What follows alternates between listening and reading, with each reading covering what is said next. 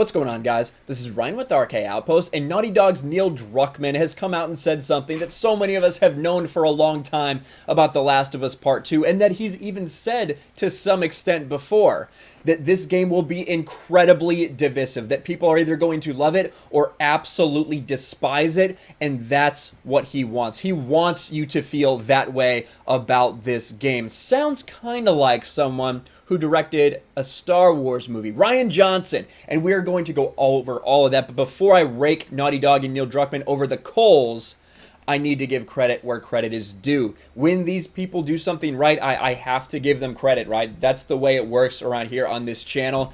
The Last of Us Part 2 dev apologizes for uncredited Ellie song. Now, I did a video last week about Naughty Dog and Sony stealing a cover for The Last of Us Part 2 that appeared in a recent trailer that was aired. We went over that story in great detail. I will link it in the description below so you can get all the details, know exactly where it was so obvious that this was a copied cover from this artist. But let's go through here. They apologized. They did the right thing. So shout out to Naughty Dog and Neil Druckmann after getting called out for doing the right thing. Singer-songwriter Lot Kester accused Naughty Dog of creating a replica of her cover.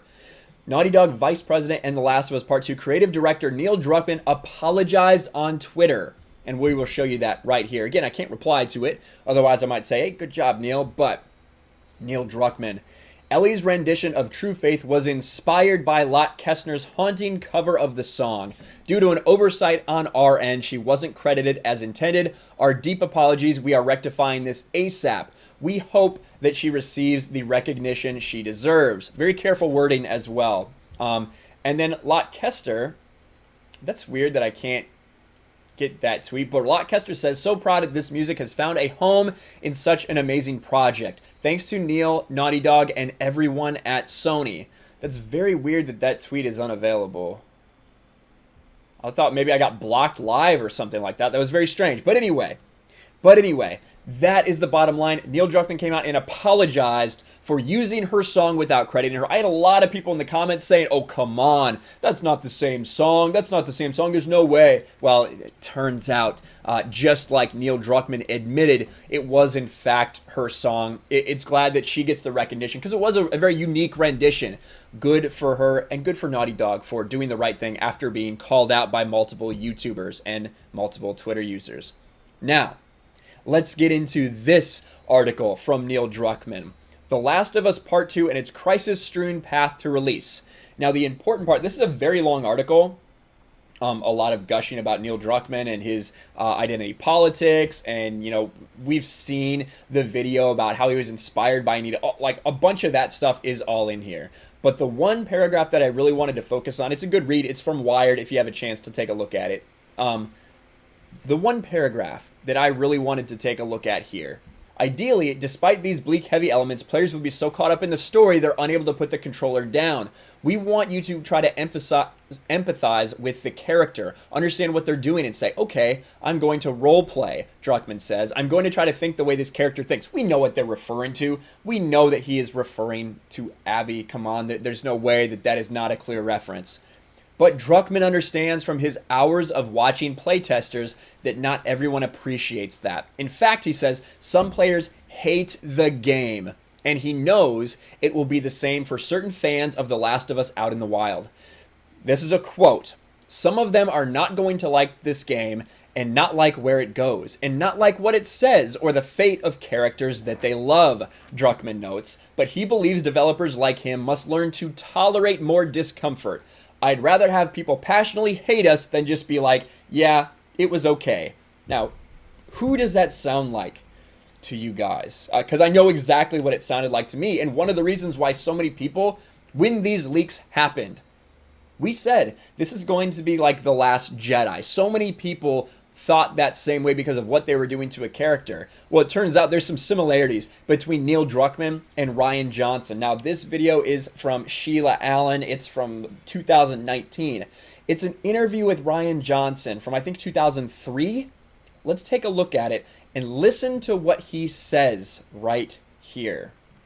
I would be worried if everybody across the board was like, yeah, that was a good movie. It's much more exciting to me when you get, group of people who are like coming up to you and really, really excited about it, and you know it's going to be something that they're having their DVD collection. And then there are other people who walk out just, I mean, literally saying that was the worst movie I've ever seen. Having those two extremes to me is, you know, is the mark of the type of movie that I want to make. So there you have it. That's literally exactly what Neil Druckmann is saying. He said, I'd rather half the people love it and half the people absolutely despise it.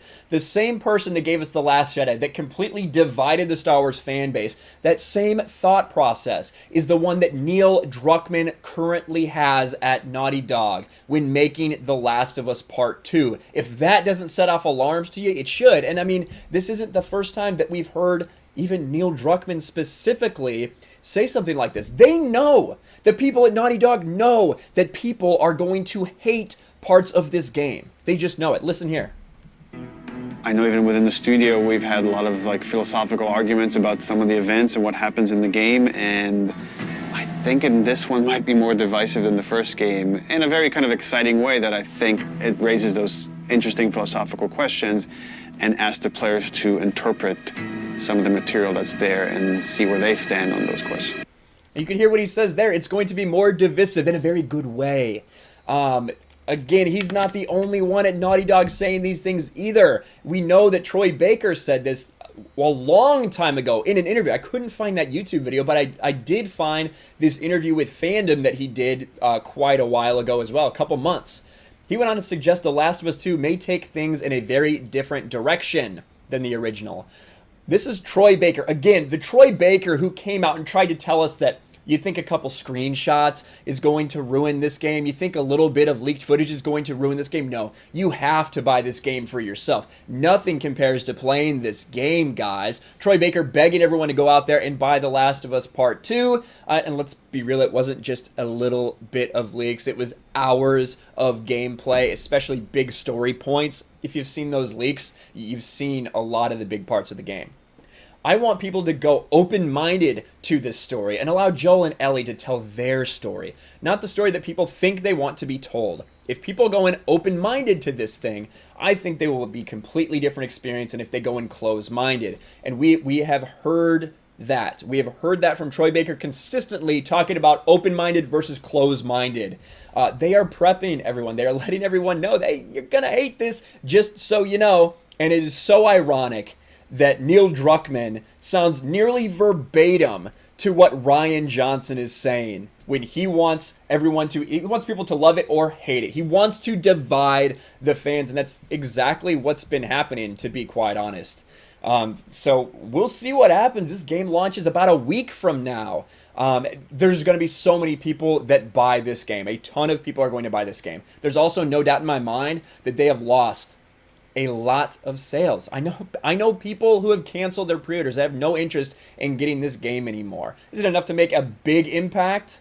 We'll see, I guess. We'll see what happens, especially when we compare sales to Last of Us Part 2 to what comes out a month later in Ghost of Tsushima. I'll be very interested to take a look at those, but again, I had to give Naughty Dog credit where it's due for doing the right thing by that singer-songwriter, giving her credit like she should have had from the very beginning about that song. It was good to see that happen. So congrats and kudos to Neil Druckmann and Naughty Dog. But coming out and saying you want to divide the fans, we have to call that out. We have to draw these clear parallels to the things that are happening in society. The people that have done this before, like Rian Johnson with The Last Jedi. Let me know what you think about all this in the comments below. Make sure you smash the like button, subscribe to the channel, ring the bell for notifications, share this video out there, and I will talk to you later.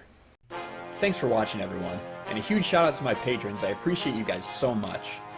Want to follow me on Twitter or Instagram? Check out the description below. You'll find links to my P.O. box and my Patreon as well. And I'll talk to you guys later.